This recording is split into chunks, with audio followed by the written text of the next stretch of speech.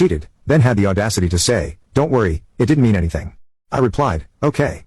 Then I showed her just how much nothing meant by taking the non-refundable first-class tickets for our anniversary trip to Paris and giving them to my parents. I found out my girlfriend of 4 years, Sandra, cheated on me last night. I'm not going to get into the gritty details of how I found out. It involved a mutual friend who saw something and felt obligated to tell me along with some undeniable proof that followed. The specifics don't really matter. The only thing that matters is that it happened. I confronted her when she got home. I laid out the facts calmly without raising my voice.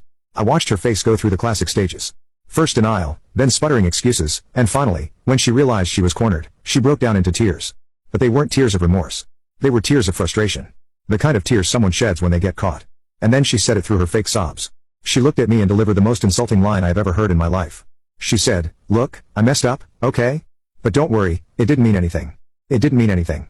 The 4 years we had built together, the trust I had placed in her, the future we had been planning, all of it was supposed to be okay because her betrayal didn't mean anything.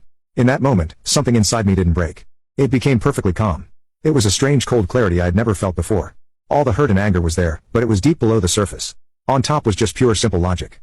I looked at her, held her gaze until her crying subsided, and I said just one word, "Okay." She visibly relaxed, a wave of relief washing over her face. She actually thought that was it. She thought my saying okay meant we were moving on. She wiped her eyes and tried to give me a hug, but I stepped back.